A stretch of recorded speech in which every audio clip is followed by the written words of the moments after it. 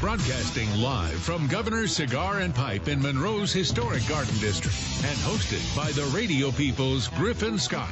Welcome to Talk 540 KMLB's Coffee with the Candidates.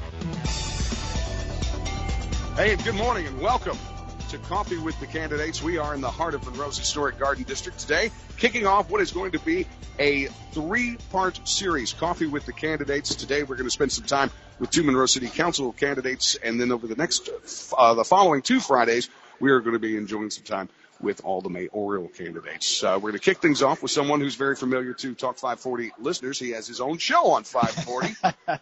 Michael Echols. Echols at 8. Good morning, Michael. Griffin, thanks for having me. It's great to be on the other side of the table here and being interviewed. You're going to be the interviewer. And also joining me here, we have Mark Henderson, who is watchdog and chief storyteller. Storytelling coach. Storytelling coach. I knew I would screw that up. That's all right. Watchdog from, of course, Monroe's News Star. Welcome. Thank you, Mark, for being here. It's my pleasure to be here. And again, we're talking about Monroe City Council. Let's Absolutely. dive right into it. Well, before we do, I probably should mention, because we're smelling some great stuff here. They've got breakfast. Wayne versus the Winnebago food truck is here. And also we want to say thanks to Union Mill Coffee and, of course, to our friends Ashley and Friday Ellis of Governor's Cigar. We thank them for hosting us. It's here. A beautiful facility. If you've never been in, check it out. Unique cultural experience. It is. It's one of the more unique places, and I love it here. I was with them when they started originally on Forsyth Avenue, and now they're in this great new location. So a great spot to talk politics. That's right. And governors. Yeah. What better place? All right. So let's get right down to it. Michael Echols, you are running for Monroe City Council. Before we start peppering you with the questions, that's right. Let's, for those who aren't familiar, let's do a bio. Who are you? Sure. Let's talk Michael Echols, Monroe citizen. Where I'm from.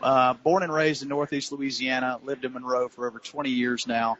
Attended ULM, 2 degrees there, degree in accounting, MBA. Have worked in the financial services industry, in the healthcare space, and really have been working over the last 7 or 8 years personally, too, to restore downtown Monroe, buying commercial properties, bring those back, and working with Vantage Health Plan and Affinity Health Group. All right. Well, then there you have it. So that's a great Got to start. mention my wife and 2 kids. I wasn't going to chastise him on that, but I was going to say it's Valentine's weekend. You might be in trouble, pal. Well, I've got a lot of work to do. I'll be buying my flowers today.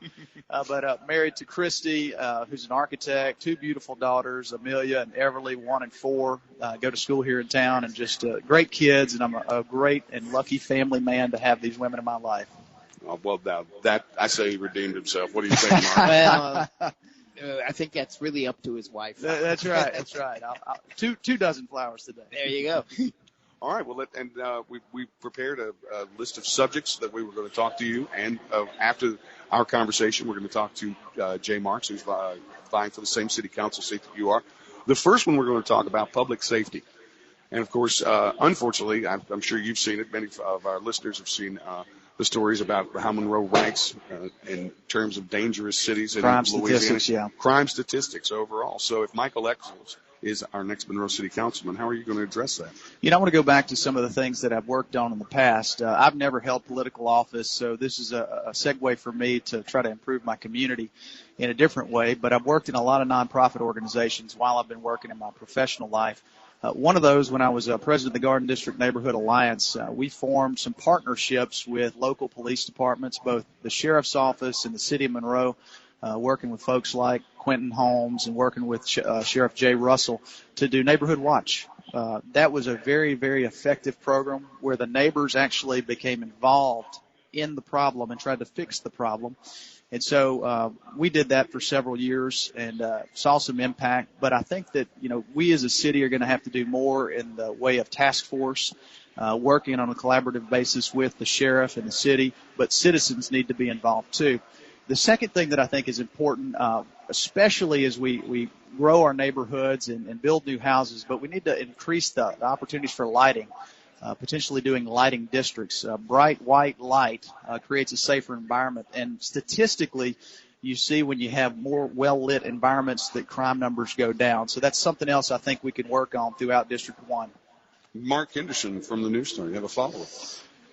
The question I have is there anything that you believe the police department should be doing that it's not doing. There's been a lot of criticism about this police department and the chief, and their counter is that the statistics don't really tell the right story or the true story. Your take, since you've worked with the police department, Sure, about their sincerity and their efforts. I think from a perceptive standpoint, the more our police officers can do and the more our neighbors can do to work together. So I think if we had events where our neighbors got to know the police department, if they would have, once a quarter coming out, whether it's in the Garden District, whether it was in other parts of the city, and meeting with the citizens and tell them about the programs that they're working on, because they are working on programs. And crime is an ever-evolving animal that I don't think, in the long term, it's always going to be there. We've just got to work on strategies to reduce it in every way possible.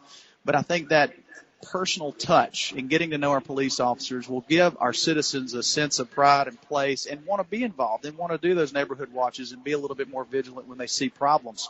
So I think that's one thing they can work on. Our chief is the same way. Whether he's going door to door or talking to people about what's happening in our community, I think educating people and letting them know these are the problems that we got. This is how you can be involved, but also working on best practices, going to other communities that do have reduced crime, taking those best practices and implementing them in our community, I think is going to be critical. Okay. All right. And again, let's do a quick reset. You're listening to Coffee with the Candidates. We're broadcasting live today on Talk 540 KMLB and, of course, across the World Wide Web at KMLB.com and via the iHeart Radio app. So we want to make sure that we say hello to all our internet listeners out there. And we're at Governor Cigar in in the heart of the Garden District here in Monroe for a series of conversations and coffee with candidates. Today we're talking to Michael Echols, who's candidate for Monroe City Council. We'll talk to Jay Marx coming up at 8:30. Back to Michael, our second subject that we wanted to address with you. Of course, something that's very important and something that even perhaps more at the forefront with news yesterday from our governor about possible college cuts and the TOPS program payments cut off. Education, very important to the city of Monroe. How does Michael Echols stand? Well, I'm for education. You're for it? He's against ignorance. I think that's safe. I'll put that on a bumper sticker. I think that's politically very safe. Okay. Well, let me tell you about my experience in the education space. My mother was a teacher. I have aunts and several other relatives that are teachers, so I really feel for those that give back. They go to the classroom every day. They fight hard to teach kids, and it's a big deal. We need great teachers teaching our kids these life lessons and things in school that they need to get, that they take home and hopefully pass on to others. So education is near and dear to my heart. I was an adjunct professor at ULM whenever I was back in, this is about 7 or 8 years ago, but taught for a couple of years at ULM. Learned a lot, because when you're a teacher, you almost learn as much as you teach. It's a great experience. So I really love my teachers. But with higher education yesterday, I think I'm disappointed that one, we're in the fiscal shape that we're in, and there have been bad policy decisions in the past that have led us to where we are today. But I also am disappointed that the governor would throw it out there that he's cutting off higher ed. It puts businesses, I think about the CenturyLinks, I think about the Chases that are trying to grow their businesses here, and you throw this in their face. The legislature meets on Monday. They've got a couple of weeks to fix this in a special session. So it's disappointing that we're playing this political game in the short term when we're going to be trying to solve the problem next week in BR. But we're not here to talk about that. It's local education that's important. Right. I met last week with President of the school board, Brent Vadreen, to talk about some strategies and what the business community can do to work with the school system, because you have politics and then you have policy. The policy is what Brent Vadreen and the administration of the school board is doing. The politics is what you're seeing at the school board level, and that's where I think our disappointment is. I think we as the business community have to demand better. We have to ask for higher standards with our politicians. I think we're starting to see some progress in the policy part that Brent and his teachers are working on. You saw us move from a D-rated school system to a C-rated school system. Is it good enough?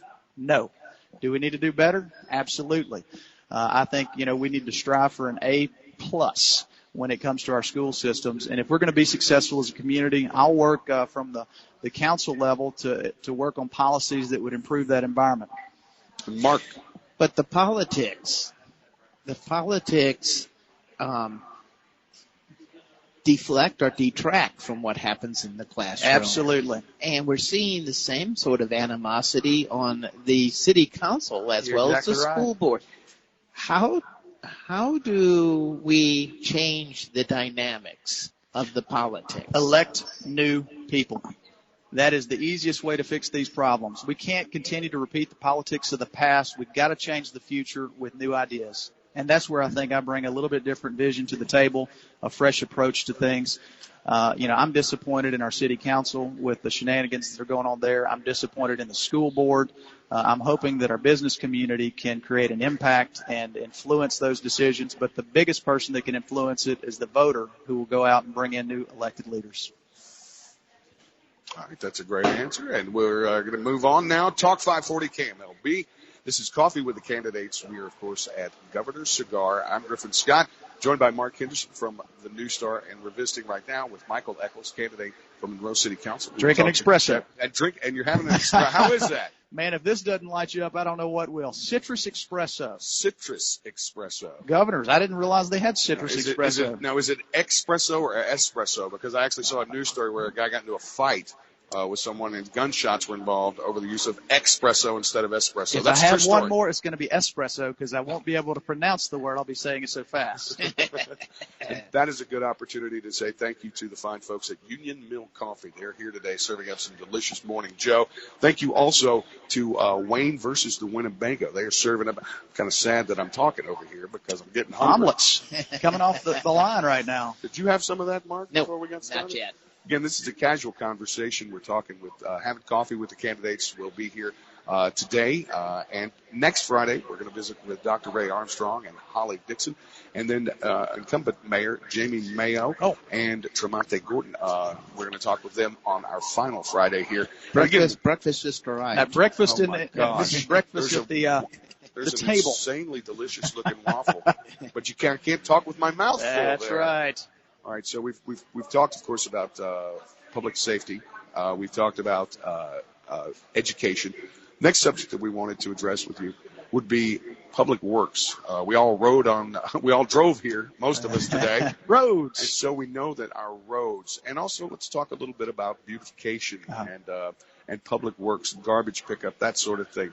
What are some of your plans if elected? I think the guys and the guys and ladies that work for the city and public works do a terrific job. They work within the constraints of the system that they have. And, I've worked with Tom Janway on trying to accomplish projects throughout our community. Our trash pickup, they do a good job. It's a hard job. It's a really hard job. So I think, from a trash standpoint, we're doing an okay job there. We can do better. I think we need to, from an ordinance standpoint, make sure that the citizens do their part and not put out trash and debris that doesn't fall within the confines of the ordinance that we have. So the city needs to do their part to make sure people know what those ordinances are and that people can comply with them. From a roads and infrastructure, we do have some challenges throughout the city. I drive to work in downtown Monroe down Walnut Street, and you're going through a war zone just to try to get there. We need to do a better job and improve our streets. We have challenges in the water and sewer space. I was one with the mayor and several other delegates that have traveled to Washington, D.C. over the last 2 years to work and find dollars through grants and other programs so we can improve things like water and sewer. I think that's what you'll see as being one of the top issues with the Flint, Michigan thing that's going on right now from a congressional standpoint on funding is funding water, good, safe, high-quality water, but also looking at sewer systems and how we can improve those. Right now, the city of Monroe produces millions of gallons of water per day, but we're about to hit capacity. One of the opportunities we have, I think, is to expand that water system to double that capacity and continue to provide not only for Monroe but other municipalities good, safe, clean drinking water. We've had some issues with the sewer system. Some of those issues have been addressed in the last 4, 5, 6 years. I think we still have more challenges as we go to redevelop that infrastructure so it's big enough, it's large enough system that can handle growing jobs. That's one of the major challenges we have is making sure that we have the large systems we need to impact future business growth. And that's something I'm committed to working on with the mayor. Mark Henderson from the News Star. Well, infrastructure goes beyond roads and water. Such things as the Civic Center, for instance, which shows its age. It is. There's a proposal to build a new arena. Where is that money going to come from, and should we do it? That's a great question. As I go door to door, and we have literally knocked on thousands of doors, and I'm asking people what their priorities are for District 1. What are their priorities for our city? Crime is always the first issue that comes up, education number 2. But let's get on to what you're talking about, and that's quality of life. About a year and a half ago, I've started working as one of the board members of the Ouachita Business Alliance, which is a group of business people that are active and engaged in trying to change our community for the better. I became the chair of a subcommittee called Quality of Life, and we've been working to identify opportunities for all of Northeast Louisiana, not just Monroe, but the bigger picture, Monroe, West Monroe, Sterlington, and all the surrounding areas. People want sidewalks. People want beautification, clean streets, clean city. And all those things are super duper important, but the question is about priorities. Do we go and build a brand new civic center, or do we work on sidewalks first? Do we work on our parks? Do we work on other quality of life things that really should be a priority over going and building a new civic center? Now, I'm all for having great public venues. I'm past chairman of the Arts Council. I'm past chairman of the Symphony. I believe in the arts and those quality of life things. So I believe in venues for those, but I also believe in the things that we use every single day, and those are sidewalks and keeping things clean. One last follow-up question in terms of beautification. How aggressive should the city be in terms of demolishing eyesores, and in terms of demolishing the rundown homes and I mean, are you satisfied with the progress we're making there? You know, the city has made some pretty good strides in taking completely dilapidated structures, taking them out and cleaning up those lots. I'll tell you, I got involved in historic preservation where we've taken these old buildings, these old commercial buildings that are falling apart, and put them back together.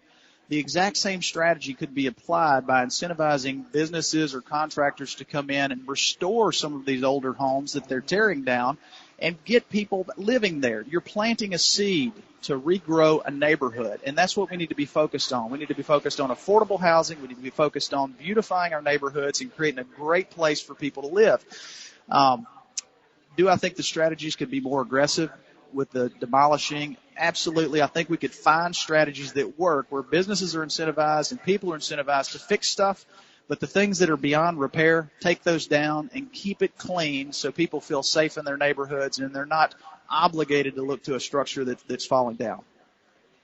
All right, again, Coffee with the Candidates. We are broadcasting live today, Talk 540 KMLB, live at KMLB.com and via the iHeart Radio app. And we are in the heart of Monroe's historic garden district, a beautiful facility, one of the coolest. Can I call it funky? Is that all right? Funky.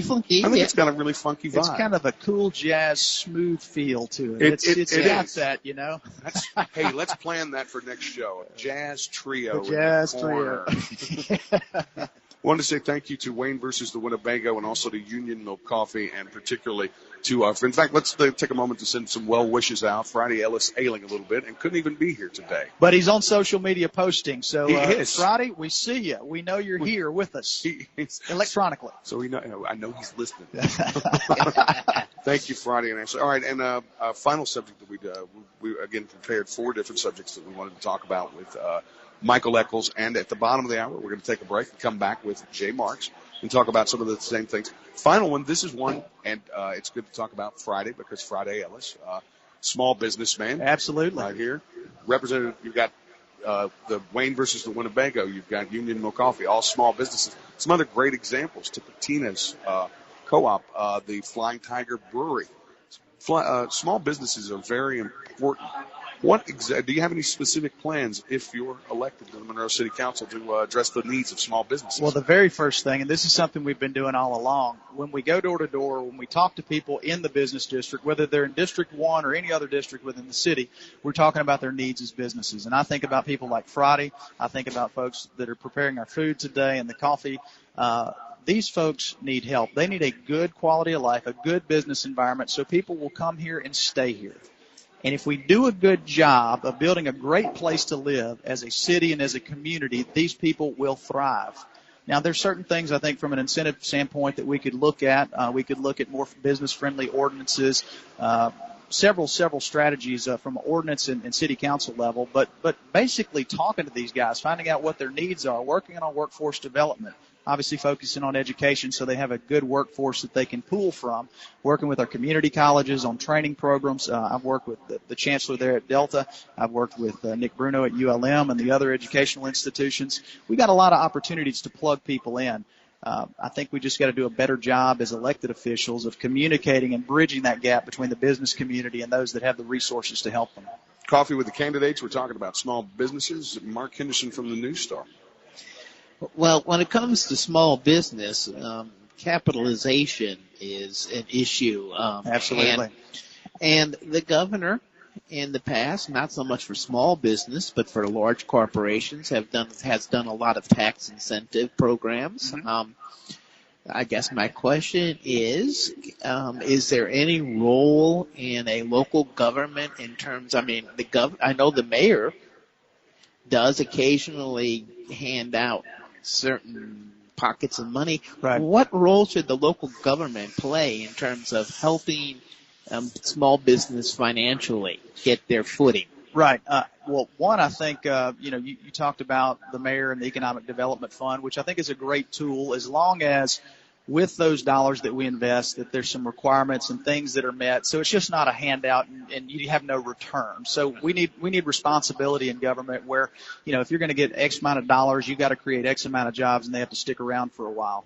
If they don't, give the money back and we're going to invest it in another business. But I also think we need to look at the small businesses. Normally who benefits from these credits both at the state and local level are large businesses. Right. It's the small businesses that need those opportunities. I look at our state budget and the $7 billion in exemptions that are given out today. I certainly think that the legislature and everyone else needs to look at those exemptions and find what works and cut out what doesn't work. That's smart business, and we ought to do that in city government year in, year out. If it's working, let's invest in it. If it doesn't, let's move on to another project and reinvest those dollars. And again, we are doing Coffee with the Candidates today. This is the first in a three-part series. Today, visiting with Monroe City Council candidates Michael Echols. We'll be talking with Jay Marx here in just a few moments. And I guess we should tell people when the actual election is. Probably I'd be happy a good to. idea. I'll be happy to. February 20th through the 27th is early voting. You can vote Saturday through basically Saturday. And then you'll have a week off, and then the final day is March the 5th, Saturday, March the 5th. So don't miss out. This is an important election. We've got a lot of important issues on the table, and we need people to do their duty. Seems like there's something else on that election. Is there something? Well, it's the presidential primary. Yeah. Louisiana presidential primary. Here's the unusual thing about it. Because of Louisiana's primary system, if you're not registered as a Republican or Democrat, you're out. That's right. So I'm a registered Republican, and anybody that's going to vote, you can vote for me, Democrat, Republican, whoever else. If you don't have a party and you're an other, you can certainly vote for us as well. But at the presidential level, you don't get to cast a vote. Louisiana said pick a side. Pick a side. That's right. That's how they did it. Absolutely. Coffee with the Candidates. Thank you, Michael Echols. I appreciate it. This has been great. And, one, we need your vote. We need your support. And I appreciate everybody, especially Governor's Friday, his wife, and the people that are working here. This has been phenomenal. They've got great food, great coffee, and I'm sure they've got great cigars. You're gonna get to go have the breakfast. I'm going to have to wait until 9 o'clock. Absolutely. All right, we're going to take a quick break. Again, this is Coffee with the Candidates. Thank you again to, of course, Governor Cigar for hosting us. This has been a great kickoff, and we're looking forward to doing it again the next 2 Fridays. Also, thank you, Wayne versus the Winnebago, and their great breakfast that they are serving up here. Stop by and have breakfast if you haven't already. Some delicious coffee from Union Mill Coffee as well. And thanks to all you folks who have shown up. And big thanks, of course, to Mark Henderson. For great audience today. It is a good audience. This is a vibe, a cool vibe here. I was worried about some of them look like they might get a little rowdy like this guy right here. No. All right. Well, let's take a break. JR back in the studio, and we'll be back, and we'll talk to Jay Marx. More Coffee with the Candidates coming up on Talk 540 KMLB. And now, back to Talk 540 KMLB's Coffee with the Candidates, hosted by the radio people's Griffin Scott, and broadcasting live from Governor Cigar and Pipe in Monroe's historic Garden District. Hey, and a cheery good Friday morning to you. I am Griffin Scott, broadcasting live today, Talk 540 KMLB, and of course across KMLB.com and via the iHeartRadio app worldwide. This is Coffee with the Candidates. We are at Governor's Cigar in Pipe in Monroe's historic Garden District.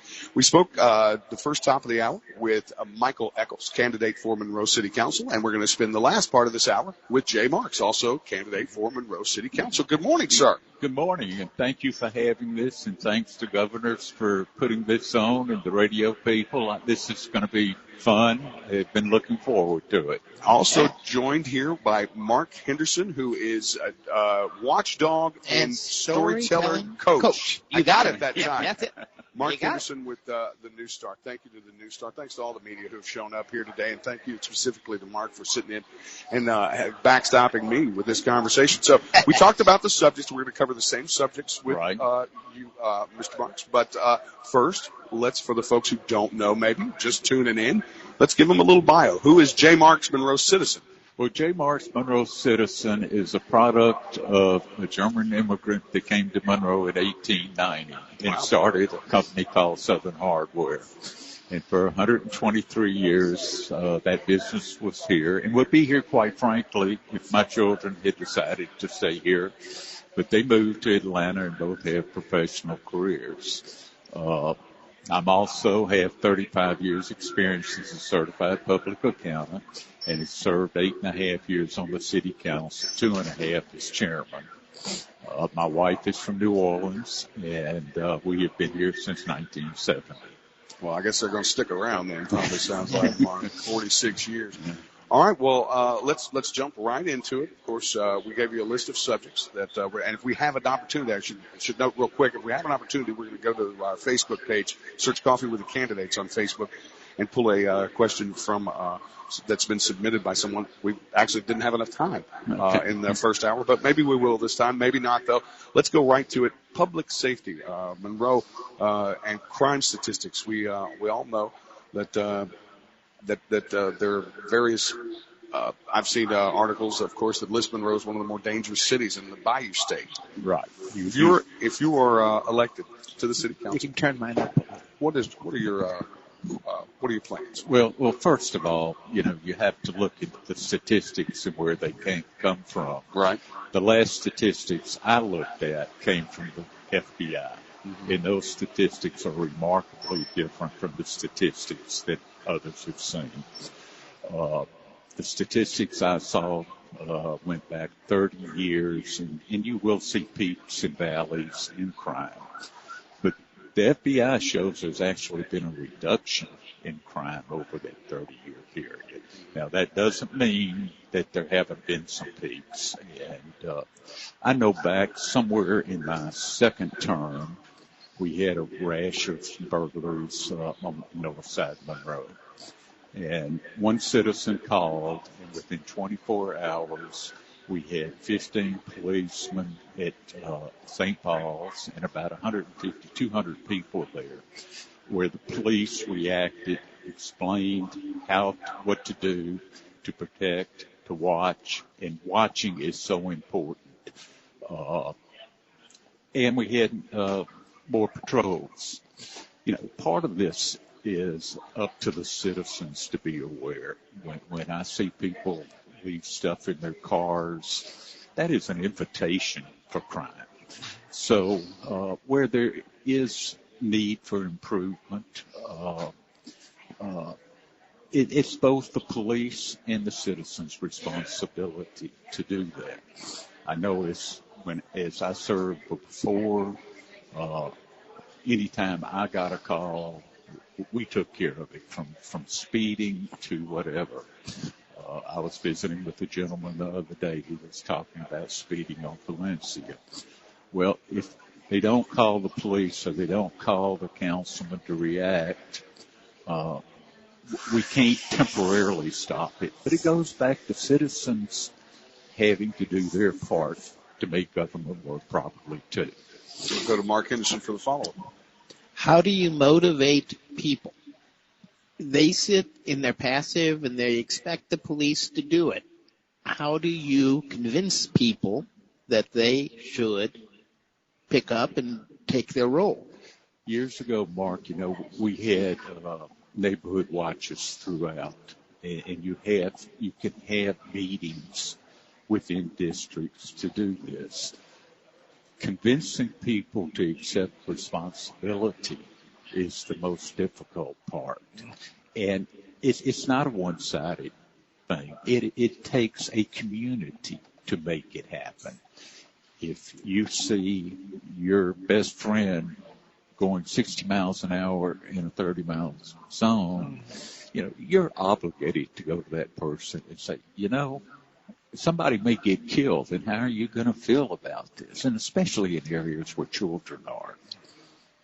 All right, Coffee with the Candidates. We're broadcasting live on Talk 540, KMLB, live at KMLB.com, and, of course, across the iHeart Radio Network. Speaking with Jay Marx, candidate for Monroe City Council. Mark Henderson from the News Star is joining us today.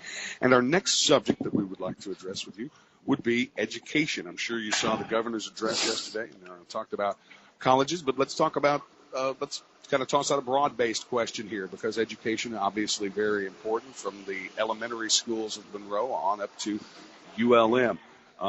Jay Marx, specific plans if you're elected to the Monroe City Council in regards to education. Well, let me start with where the state is, which is nearly busted or busted. Right. That is very similar to the situation I faced when I went on the council in 2004. The city had a fund balance of somewhere between $200,000 and $400,000. That was extremely dangerous. By the time I left, there was $13 million. We could have faced on a different level a problem that we could not have financially been able to handle if we as a government had not taken the steps to become financially secure. Now, moving from there into education, the first point I have to make is that the governance of the city and the schools are entirely separate. I need to remind people the one time that the mayor did go to the city school board, many people criticized him for doing that. So you have to understand that there is this separation.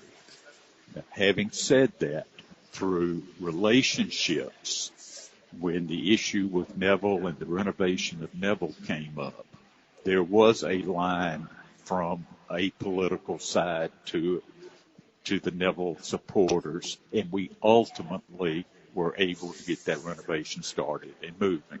I played a role in that, and it all goes back to building relationships and working together. That be as a city council member working with your city councilman and your constituents, or being able to work across these lines independently and quietly. One of our biggest problems is education and getting our youth to understand the importance, and quite frankly, the parents of the youth to understand. It starts at home, and you have to build on that. As far as Superintendent Vadreen and the teachers, they're doing a dynamic job. And I think we've had this improvement. I think it will continue. But it all goes back to the root. I'm an accountant. And when problems surface, I always go back to the root and start forward.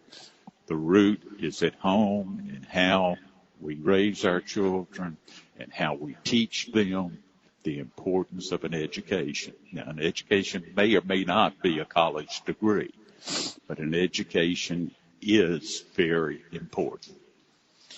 I'm going to ask the same question I asked Mr. Echols, and that involves the politics of education and also the politics of city government right now.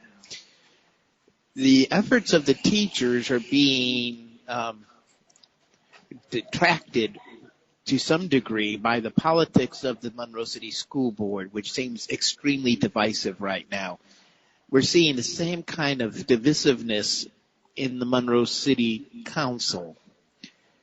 How do we get past this tension, this struggle of divide? Well, Mark, when I served on the Monroe City Council, we did not have these issues. We worked as a team. Race was not an issue. What was an issue was the big picture, what was best for all. If we continue to want it to be 1950 or retribution from 1950, we're going to die on the vine. We have to move forward. We have to learn to live together. And we have to learn to help each other gain what we need. Be it the school board or city council. We have to get to a point of electing the right people with the right attitude to make things work. And you can do that if you put politics aside and you elect people with a common goal of making this area what it needs to be. One last follow-up question about this, and that involves the public dispute between the mayor and the council that is currently sitting. My question is, how should council members work with the mayor and yet, be the royal opposition? I mean, if you don't agree with the mayor, it's easy to say, let's have peace and let's rubber stamp everything the mayor does. All right, well, let me address that. That's a great point, and it gives me the opportunity to talk about this 96% deal that I got hung with in 2008. 96% of the things that the council does are just routine things that there should be no controversy over. The other 4%, if it is 4%, there's a way to handle it and handle it professionally. In my case, I will tell you where we disagreed. We worked it out, not publicly. We had meetings. I went to numerous meetings, airport, the water meter issues. As a councilman, I went and I learned there. Where we disagreed, we came to some conclusion.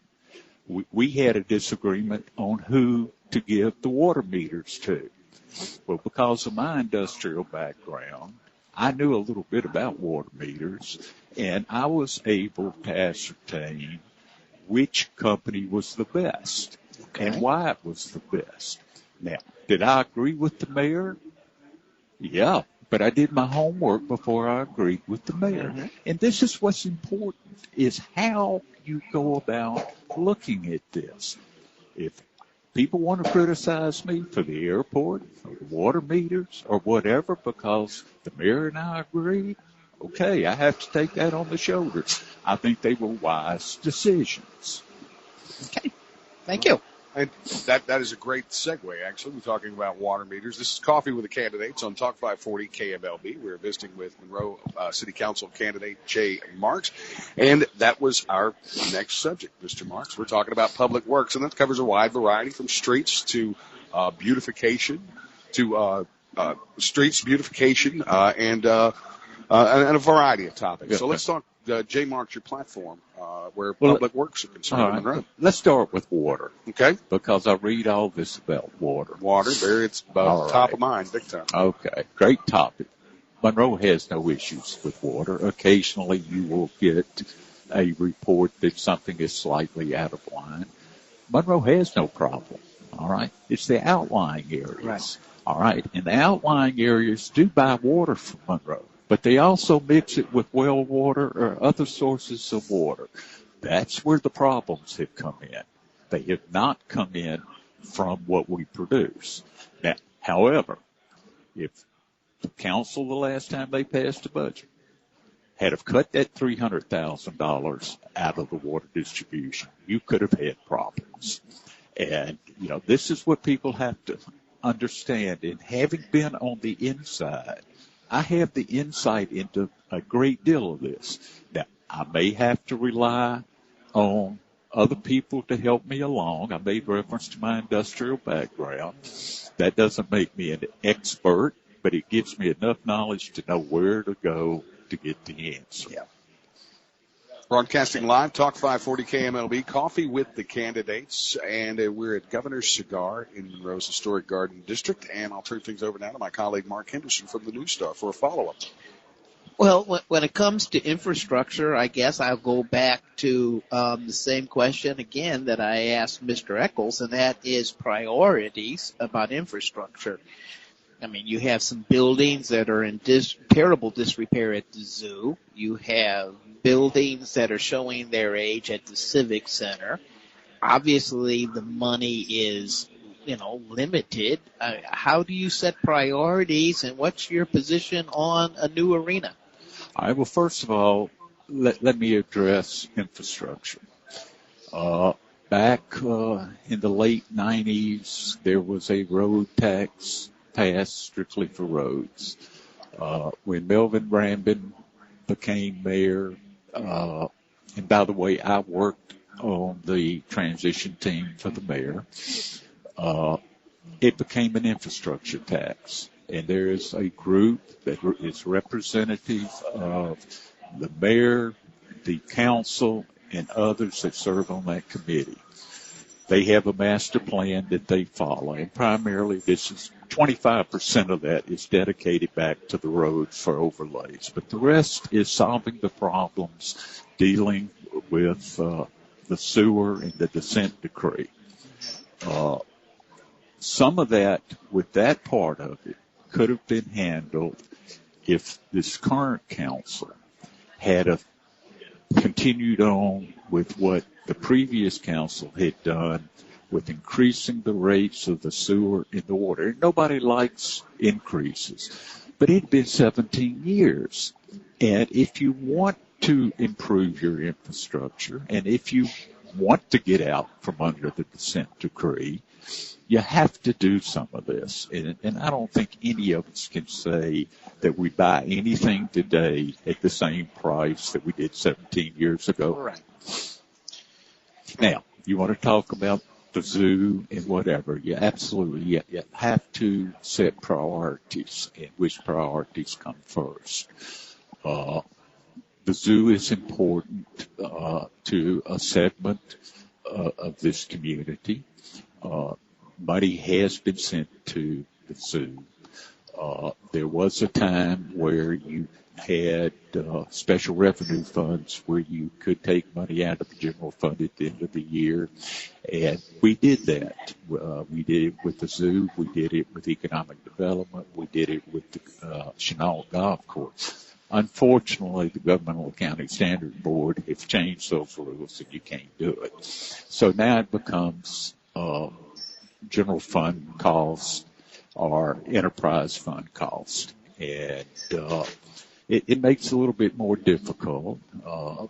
If we didn't want to allow schools to bring children down there at reduced price or no price, then we would have higher admissions, and we could do a little bit more. You have to put the priorities first. The arena?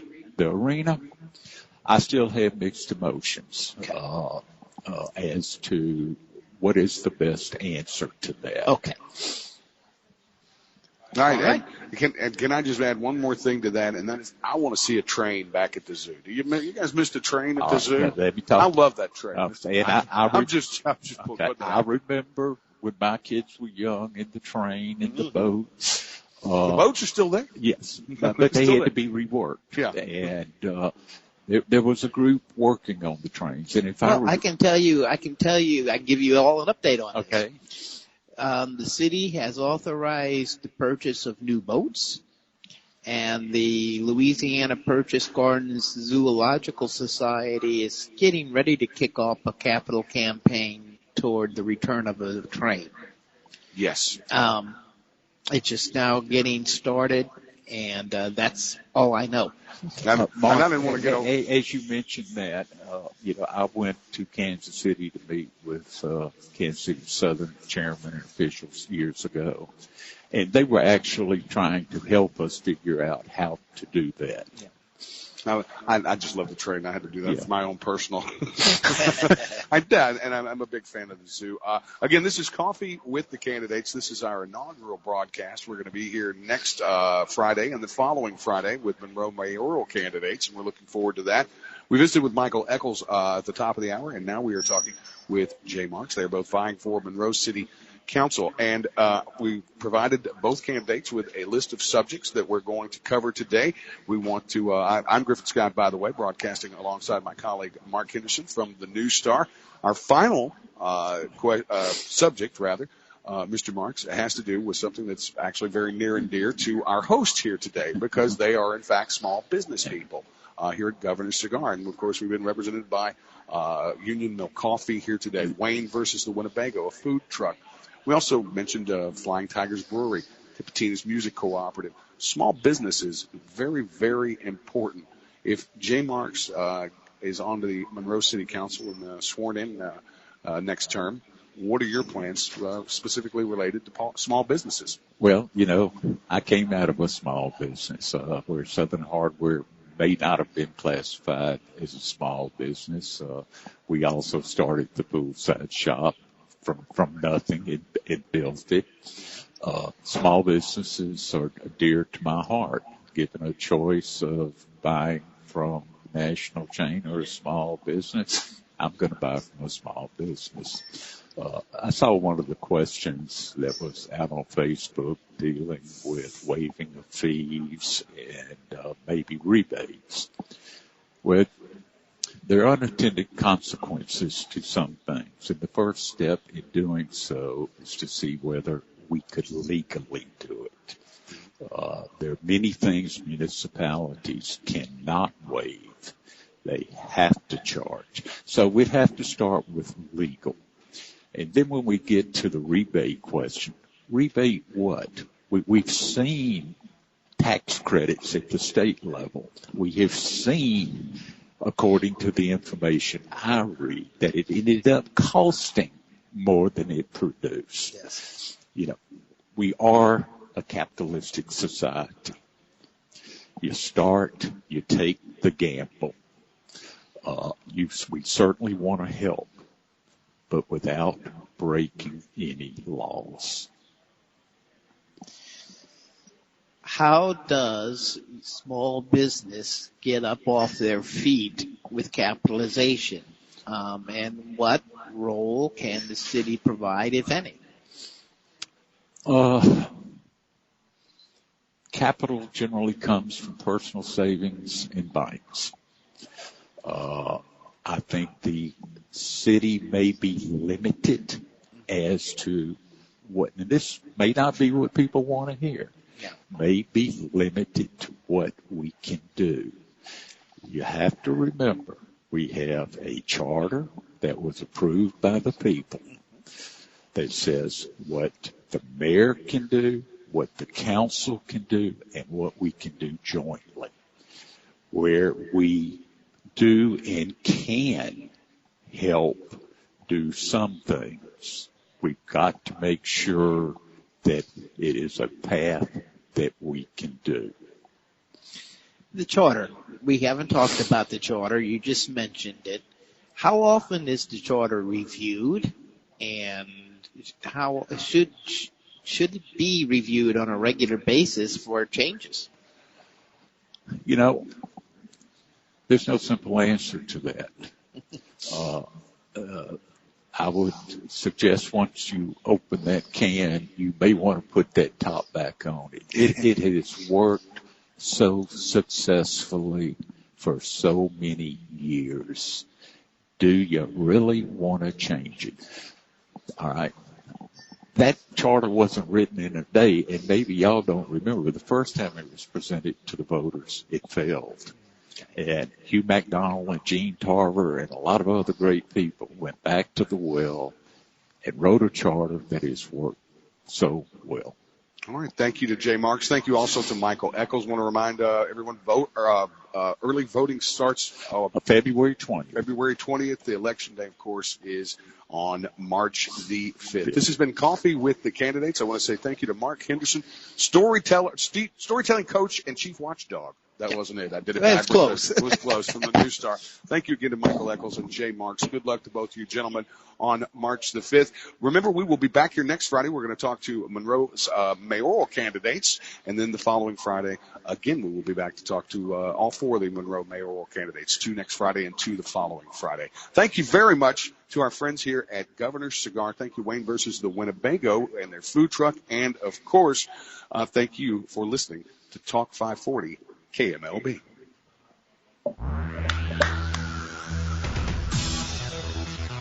Thank you for joining Talk 540 KMLB's live broadcast of Coffee with the Candidates. Talk 540 KMLB, proud to be Monroe's place to talk for over 85 years.